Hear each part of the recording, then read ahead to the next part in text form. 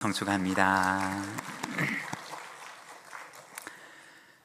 두려움이 우리를 애워싸고 그리고 절망이 나를 붙들 때에도 그러나 주님께서 우리에게 평안하라 말씀하십니다.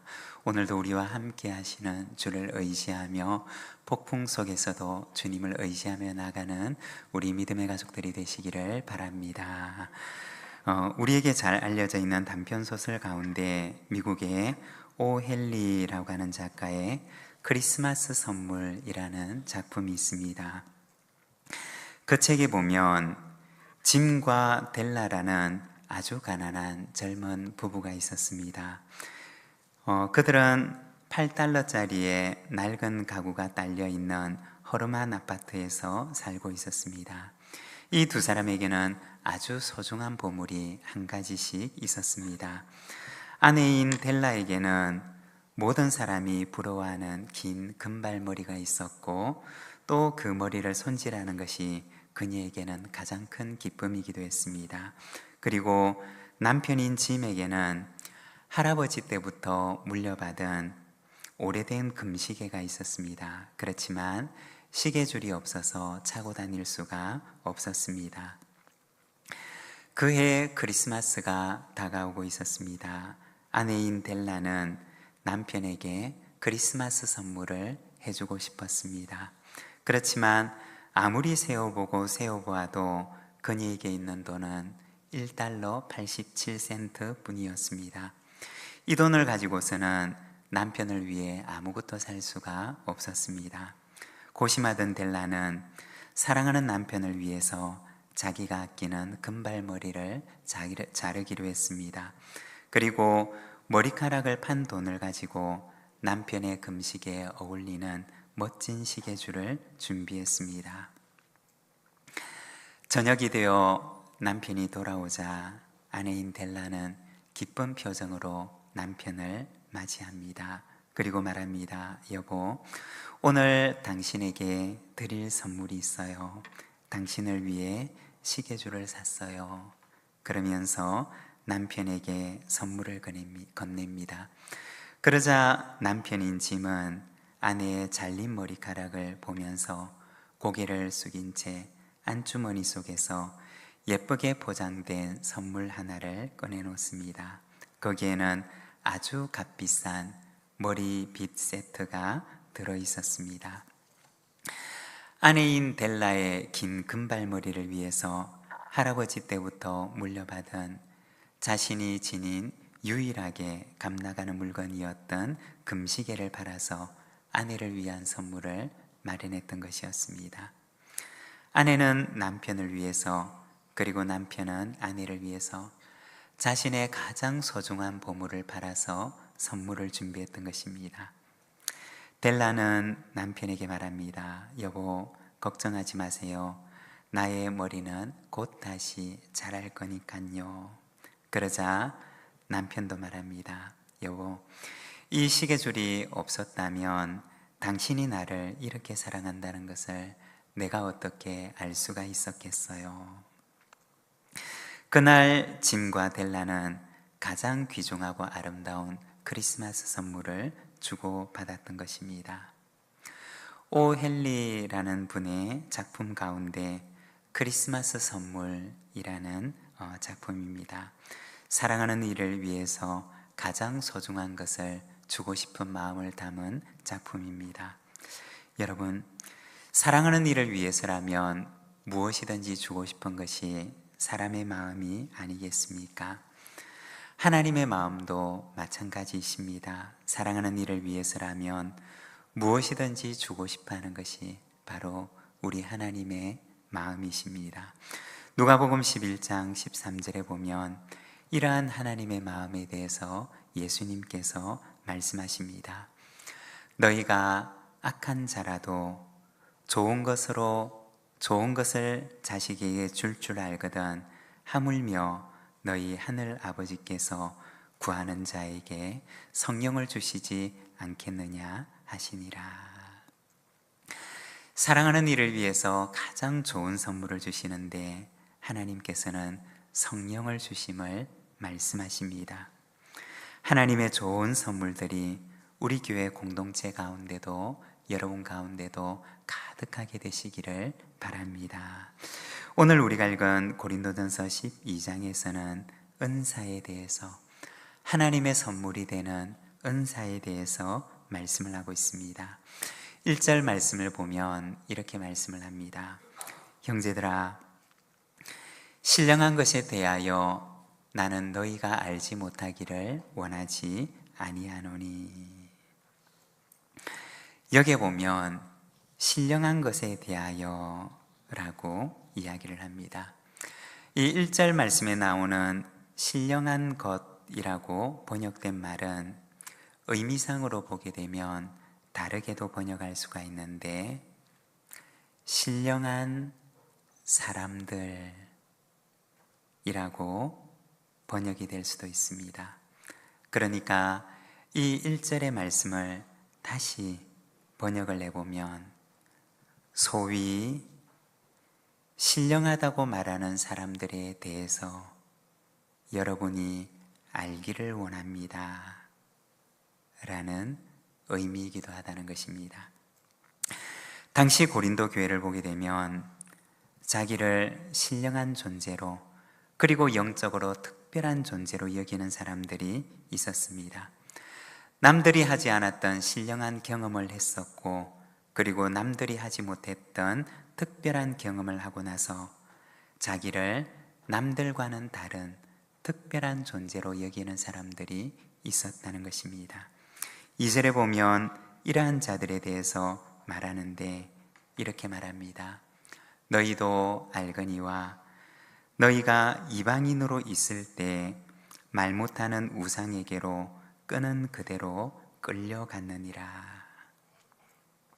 여기에 보면 우상을 숭배하던 과거에 대해서 이야기를 합니다. 당시 고린도 지역에는 헬라의 신비 종교가 아주 팽배해 있던 시절이었습니다. 종교 제의를 하는 속에서 경험하는 말로 표현하기가 힘든 신비적인 경험, 신비적인 상태, 황홀한 상태, 황홀한 경험, 이것을 굉장히 중요한 종교적인 경험으로 여겼던 것입니다. 그런데 고린도 교회는 이러한 이방 종교의 경험과 문화를 교회 속으로 가지고 왔던 것입니다. 그리고 이러한 신비적인 경험을 그 사람의 신앙을 판단할 수 있는 아주 중요한 잣대로 생각을 했던 것입니다. 이러한 분위기 속에서 바울은 3절에 보면 이렇게 말을 합니다. 그러므로 내가 너희에게 말하노니 하나님의 영으로 말하는 자는 누구든지 예수를 저주할 자라 하지 아니하고, 또 성령으로 아니하고는 누구든지 예수를 주시라 할 수 없느니라. 여기에 보면 누구든지 라고 하는 말을 2번이나 반복해서 강조하고 있습니다. 그러니까 예수님을 주님이라고 고백하는 사람은 누구든지 하나님의 영과 성령이 그 사람 가운데 있는 사람이다 라고 이야기를 하는 것입니다. 신비하고 황홀한 영적 경험을 한 사람이 아니라 예수님의 주되심을 인정하는 신앙의 고백이 있는 사람은 바로 하나님의 영이 그 사람 가운데 있는 사람이다 라고 말하는 것입니다. 어떤 신비한 경험이나 어떤 황홀한 경험이 아니라 예수님의 주되심에 대한 인정, 예수 그리스도의 주님이심에 대한 신앙의 고백과 결단이 가장 중요한 신앙의 지표가 된다라는 말이었던 것입니다. 그러면서 교회 가운데 있는 은사에 대해서 이야기를 하고 있습니다. 오늘은 우리가 은사에 대해서 잠시 함께 말씀을 나누고자 합니다. 여러분, 은사라고 하는 것은 어떤 것일까요? 은사는 무엇일까요? 먼저 첫 번째, 은사는 하나님의 선물입니다. 우리 4절 말씀을 자막을 보면서 함께 봉독하겠습니다. 함께 읽겠습니다. 은사는 여러 가지나 성령은 같고. 여기에 보면 은사는 이라고 이야기를 합니다. 이 은사라고 하는 말은 원어 성경을 보게 되면 헬라어로 카리스마라는 단어를 사용합니다. 이 카리스마라고 하는 말은 카리스라고 하는 단어에서 온 말입니다. 이 카리스라고 하는 말은 말의 뜻은 무엇이냐? 은혜 혹은 선물이라는 뜻을 지닌 말입니다. 여러분, 우리가 가끔 이 은혜라는 말을 쓸 때가 있지 않습니까? 우리가 은혜라고 하는 말을 쓸 때는 어떤 경우에 사용을 하나요? 너무 좋은 것을 받았는데, 그런데 이것을 내가 대가도 없이 선물처럼 그것을 받게 되었을 때 우리는 이를 가리켜서 은혜라고 이야기를 합니다. 만일 그것이 내가 대가 없이 받은 것이 아니라 정당한 대가를 지불하고 그것을 받게 되었다면 그것은 은혜가 아닙니다.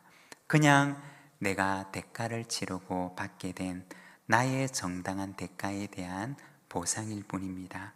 그렇지만 대가를 치르지 않았는데도 내가 그것을 받게 되었다면 그것은 보상이 아니라 은혜인 것입니다. 여러분, 하나님의 선물은 우리가 정당한 대가를 치렀기 때문에 우리에게 주어진 것이 아니라는 것입니다. 우리는 사실 대가를 치를 수 있는 힘도 없고 또 그 대가를 치를 수 있는 능력도 없는 존재입니다. 우리가 돌아보게 되면 우리는 사실 지각하지 못하는 순간에도 수많은 은혜 속에 살아가는 사람이라는 것입니다. 내가 정당한 대가를 치르고 나서 내가 정당하게 누리는 것이 아니라 나에게는 대가를 치를 수 있는 힘도 없고 능력도 없는데, 그런데 선물과 같은 삶 속에서 우리는 살아가고 있다는 것입니다. 지금도 마음속에 남아있는 한 장로님의 말씀이 기억이 납니다. 병이 와서 걷는 기능을 잃고 난 후에야 내가 평생 하나님의 기적 속에서 살았구나 라는 것을 알게 되었던 것입니다. 평생 내 두 다리를 가지고 걷고 뛰면서도 그것이 하나님의 기적이라고 하는 사실을 한 번도 생각해 보지 못했다고 합니다. 그냥 당연하게 내 두 다리를 가지고 걷고 뛸 수 있는 줄로만 생각을 했던 것입니다. 그런데 그 기능을 잃어버린 이후에 지금에 와서야 이것이 당연하지 않다는 사실을 알게 되었던 것입니다. 그리고 나의 일평생에 기적 같은 은혜를 주신 하나님께 감사하다는 말씀을 하시는 한 장로님의 고백을 기억합니다. 여러분, 우리는 매일같이 기적 같은 하루하루를 살아가고 있는 사람들이라는 것입니다. 우리가 정당한 대가를 치르고 나서 그 정당한 대가를 치르고 나서 그 대가에 정당하게 우리가 이 하루하루를 누리며 살아가는 것이냐? 그렇지 않다는 것입니다.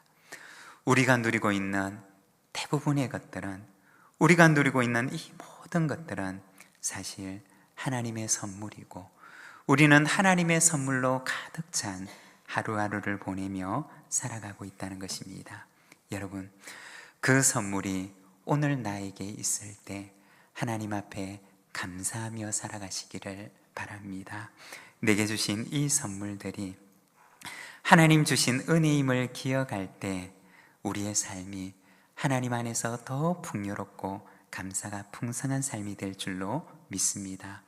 교회와 성도들에게 주신 모든 은사들은 이와 같이 하나님의 선물이었다는 것입니다. 그리고 두 번째, 은사는 성도를 향한 섬김입니다. 5절 말씀을 우리 자막을 보면서 함께 봉독하겠습니다. 직분은 여러 가지나 주는 같으며. 여기에 보면 직분은 여러 가지나 라고 말씀을 합니다. 이 직분이라고 하는 말은 원어 성경을 보게 되면 헬라어로 디아코니아라는 단어를 사용합니다. 디아코니아라고 하는 말은 섬김 혹은 봉사라는 뜻을 지닌 말입니다. 여러분, 직분의 목적은 무엇일까요? 그것은 바로 봉사인 것입니다. 섬김과 봉사를 위해서 주님께서는 우리에게 직분을 주시는 것입니다. 만일에 직분은 받았지만 섬김과 봉사의 의미를 잃어버렸다면 그것은 직분을 주신 분의 뜻과 마음을 우리가 저버리는 것입니다.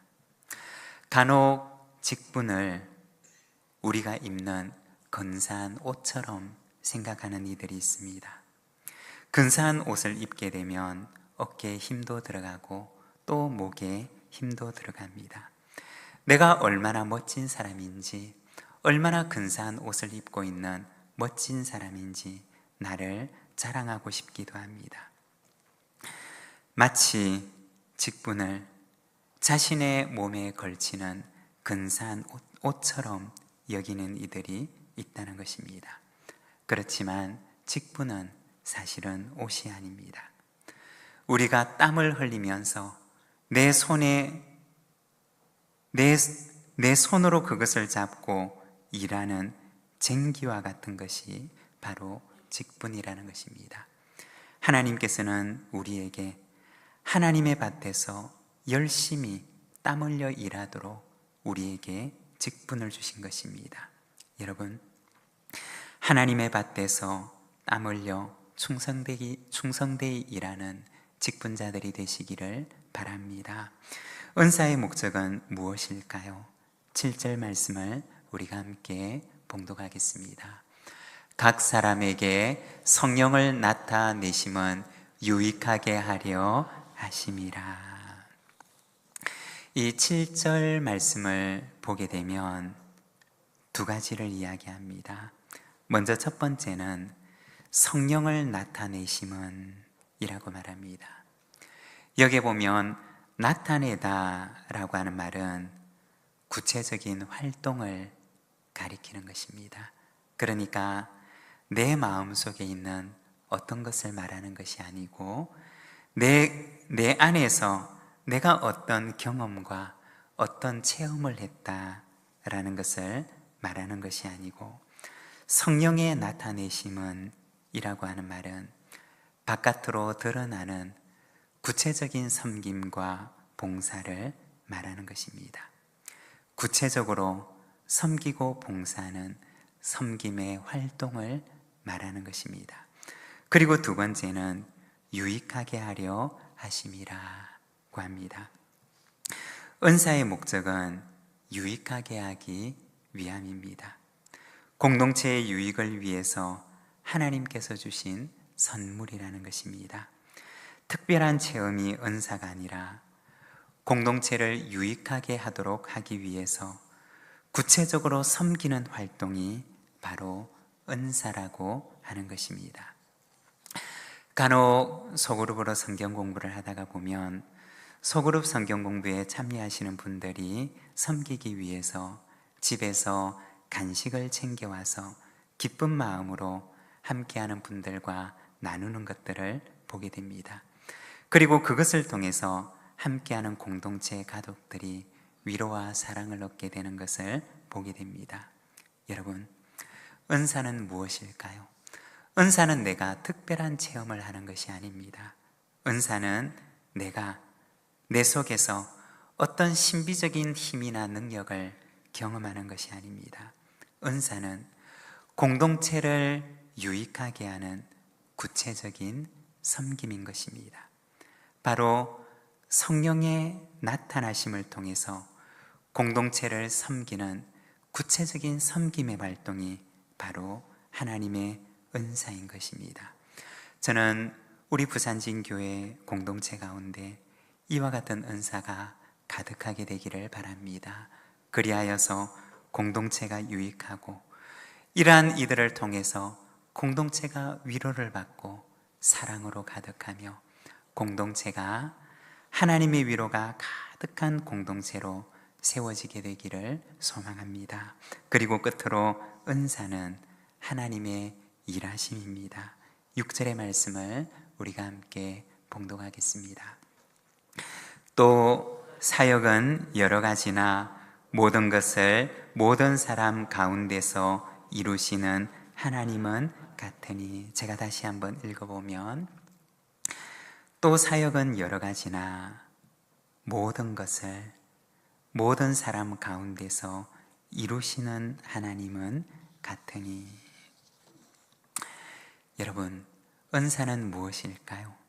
은사는 인간의 능력이 아니라 하나님께서 일하시는 것입니다.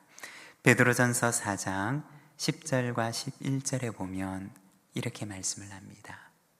각각 은사를 받은 대로 하나님의 여러 가지 은혜를 맡은 선한 청지기 같이 서로 봉사하라. 만일 누가 말하려면 하나님의 말씀을 하는 것 같이 하고, 누가 봉사하려면 하나님이 공급하시는 힘으로 하는 것 같이 하라. 이는 범사에 예수 그리스도로 말미암아 하나님이 영광을 받으시게 하려 함이니, 그에게 영광과 권능이 세세 무궁하도록 있느니라. 아멘. 여러분, 은사는 내 것이 아니라는 것입니다. 공동체를 유익하게 하기 위해서 하나님께서 우리에게 잠시 맡겨두신 선물이라는 것입니다. 여러분, 우리의 직분, 또 우리에게 있는 재능, 우리가 맡아서 감당하고 있는 일들, 이 모든 것들은 하나님의 선물입니다. 그리고 하나님께서 우리에게 힘을 공급해 주실 때 우리가 그 일을 감당할 수가 있는 것입니다. 모든 일에 하나님께서 공급하시는 힘으로, 그리고 기쁨과 자원함으로 일할 수 있는 시간이 영원하지 않다는 사실을 기억하면서 오늘이라 불리는 이날 충성된 마음으로 하나님께서 우리에게 맡겨주신 일들을 감당하는 우리 부산진교회 모든 믿음의 가족들이 되시기를 바랍니다. 말씀을 마무리합니다. 은사는 하나님의 선물입니다. 은사는 성도를 향한 구체적인 섬김입니다. 그리고 은사는 하나님께서 우리 가운데 일하는 것입니다. 오늘도 선물로 주신 하나님의 은사로 가족을 섬기고 교회를 섬기고 나의 삶의 연장을 복되게 하는 하나님의 백성으로 살아가시기를 바랍니다. 오늘 우리에게 주신 말씀을 붙들고 우리 함께 기도하도록 하겠습니다.